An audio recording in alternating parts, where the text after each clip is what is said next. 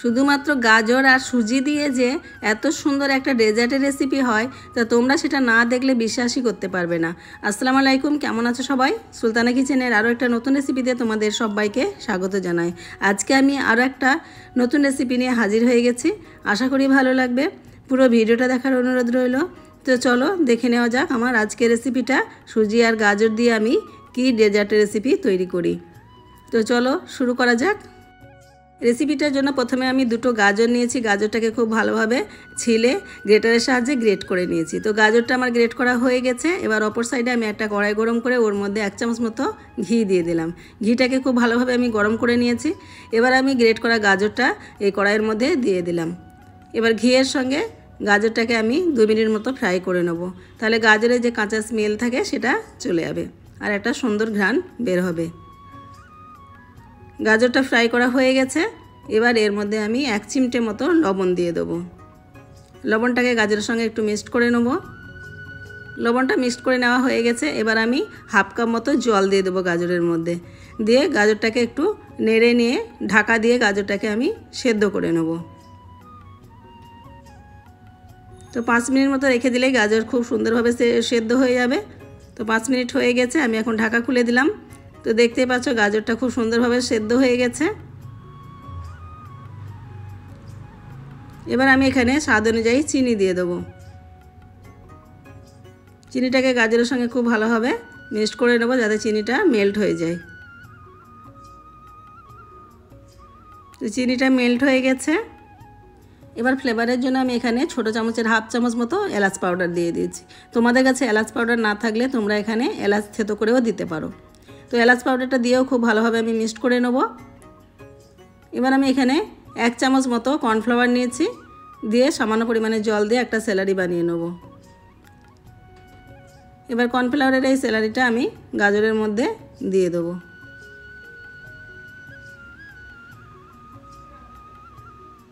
দিয়ে গাজরের সঙ্গে দিয়ে আমি আরও 2 মিনিট মতো এটাকে কুক করে নেব। তো গাজরটা দেখছো অনেকটাই সফট হয়ে গেছে আর কর্নফ্লাওয়ারের স্যালারিটা দেওয়ার জন্য এটা অনেকটাই আঠালো ভাব এসে গেছে। একদম নতুন ধরনের ইউনিক একটা মিষ্টি রেসিপি, তোমরাও বাড়িতে একবার ট্রাই করো। আশা করি খুবই ভালো লাগবে। আমাদের বাড়ির সকলের এই মিষ্টিটা দারুণ পছন্দ হয়েছে। তো তোমরা একবার ট্রাই না করলে বুঝতে পারবে না এই মিষ্টিটা খেতে কতটা টেস্টি। তো অবশ্যই একবার ট্রাই করো। তো গাজরটা এখন অনেকটাই সফট হয়ে গেছে আর কড়াই থেকে ছেড়ে আসছে। এখন এটাকে আমি নামিয়ে নেব। ফ্লেমটাকে আমি এখন অফ করে দিয়েছি। নামিয়ে এটাকে ঠান্ডা করে নেব। অপর সাইডে আমি একটা কড়াই বসিয়ে নিয়েছি। কড়াইয়ের মধ্যে আমি 1 চামচ মতো ঘি দিয়ে দিলাম। আর এখানে 1 কাপ মতো সুজি নিয়েছি, সুজিটাকে দিয়ে দিলাম। সুজিটাকে আবার ঘিয়ের সঙ্গে আমি 2 থেকে 3 মিনিট মতো নেড়ে নেব। বেশি লাল করবো না এটাকে, সুজির কালার ধরলে হবে না। হালকা 2 থেকে 3 মিনিট মতো ঘিয়ের সঙ্গে ভেজে নিতে হবে যেন কোনো কালার না আসে। 3 মিনিট মতো আমি ভেজে নিয়েছি। নিয়ে 1 গ্লাস মতো জল দিয়ে দিলাম। আরও 1/2 গ্লাস আমি দিয়ে দেবো। যতটা সুজি তার থেকে ডবল জলটাকে দিতে হবে, তাহলে সুজিটা খুব ভালোভাবে কুক হবে। এবার আমি সুজিটাকে খুব ভালোভাবে সেদ্ধ করে নেব। এখানে আমি স্বাদকে ব্যালেন্স করার জন্য 1 চিমটে মতো লবণ দিয়ে দিয়েছি।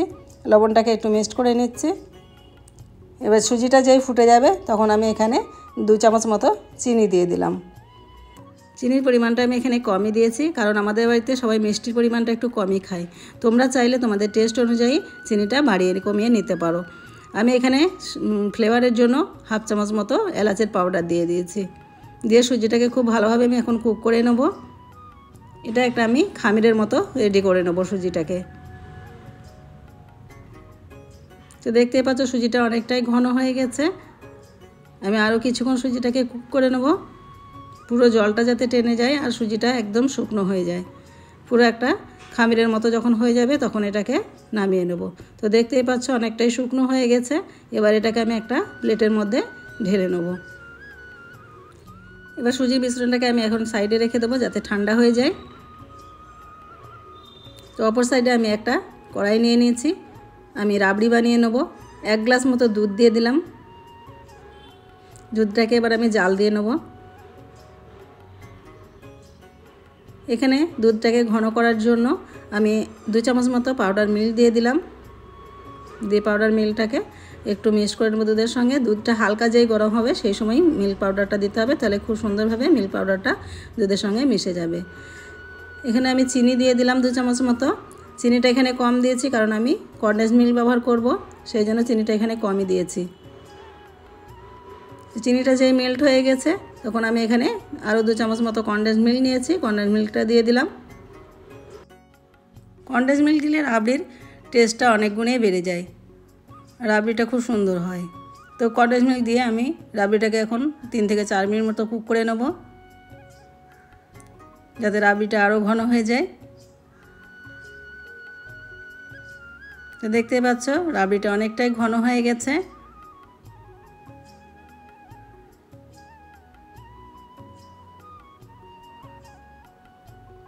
তো রাবড়িটা অনেকটাই ঘন হয়ে গেছে। আমি এখন হাফ চামচ মতো এলাচ পাউডার দিয়েছি, আর কাজু বাদাম আর আমন্ডকে কুচি কুচি করে চপ করে রেখেছিলাম সেটাকেও দিয়ে দিলাম।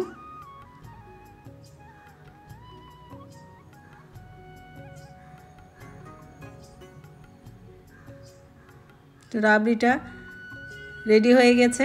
আমি এখন ফ্লেম অফ করে রাবড়িটাকে নামিয়ে ঠান্ডা করে নেব। এবার সুজির মিশ্রণটা যে করে রেখেছিলাম আর গাজরের, এই দুটোই ঠান্ডা হয়ে গেছে এখন। তো সুজিটাকে আমি এখন হাতের সাহায্যে একটু মেখে নেব। এটা একটা ডোয়ের মতো গড়ে নেব একটু মেখে। এটা একটা সফট ডো রেডি হয়ে গেছে। এবার হাতের মধ্যে আমি একটু ঘি বুলিয়ে নিলাম। এবার সুজির মিশ্রণ থেকে কিছুটা নিয়ে হাতের প্রথমে নিয়ে একটু গোল করে নেব প্রথমে, তারপর একটু চ্যাপটা করে নেব। এবার যে গাজরের মিশ্রণটা করে রেখেছিলাম সেই গাজরের মিশ্রণ থেকে কিছুটা নিয়ে এই সুজির মধ্যে দিয়ে দেবো। দিয়ে এর মুখটাকে খুব ভালোভাবে বন্ধ করে দেবো, যেন গাজরের মিশ্রণটা বেরিয়ে না যায়। খুব ভালোভাবে মুখটা বন্ধ করতে হবে। তো মুখটাকে ভালোভাবে বন্ধ করে এবার আমি হাতের সাহায্যে একটু ঘুরিয়ে গোল করে নেব। তো দেখতে পাচ্ছ কত সুন্দর একটা গোল মিষ্টি রেডি হয়ে গেছে সুজি আর গাজরের। তো তোমাদের আমি আরও একটা করে দেখিয়ে দিচ্ছি। হাতে প্রথমে একটু ঘি বুলিয়ে নিতে হবে, তারপর সুজির মিশ্রণটা অল্প কিছু নিয়ে হাতের মধ্যে গোল করে নিতে হবে প্রথমে, তারপরে চ্যাপটা করে নিতে হবে। চ্যাপটা একটা বাটির মতো করে নিতে হবে। এবার যে গাজরের মিশ্রণটা করে রেখেছিলাম সেটা অল্প করে এর মধ্যে দিয়ে মুখটাকে খুব ভালোভাবে বন্ধ করে দিতে হবে। মুখটাকে এমনভাবে বন্ধ করতে হবে যেন গাজরের মিশ্রণটা বেরিয়ে যায়। এবার হাতের সাহায্যে খুব ভালোভাবে গোল করে এটা মিষ্টির মতো গড়ে নিতে হবে। তো দেখো কত সুন্দরভাবে একটা গাজরের আর সুজির মিষ্টি রেডি হয়ে গেছে। এবার সবগুলোকে আমি এইভাবে গড়ে নিয়েছি। এবার একটা চাকু নিয়ে মিষ্টিগুলোকে আমি হাফ করে নেব।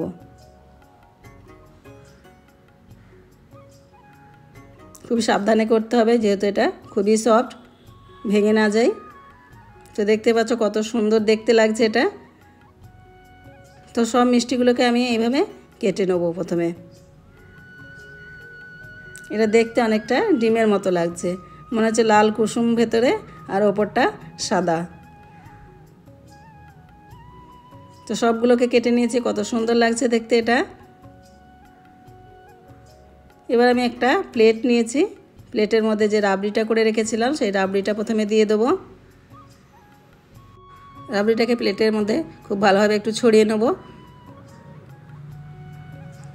এবার যে গাজর আর সুজির মিষ্টিটা করে রেখেছিলাম সেই মিষ্টিগুলোকে এই রাবড়ির ওপর দিয়ে দেবো।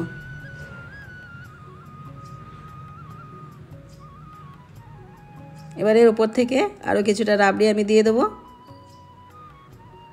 তো দেখো দেখতে কতটা একটা লোভনীয় হয়েছে। তো আজকে সুজি আর গাজরের মিষ্টিটার রেসিপিটা তোমাদের কেমন লেগেছে কমেন্টে জানাতে ভুলো না। আর তোমরাও ভালো লাগলে বাড়িতে অবশ্যই ট্রাই করো আর জানিও কেমন হয়েছে। তো মিষ্টিটা এত টেস্টি হয়েছিল তোমাদের বলে বোঝাতে পারবো না। তোমরা একবার অবশ্যই ট্রাই করো, তাহলে বুঝতে পারবে এটা কতটা টেস্টি।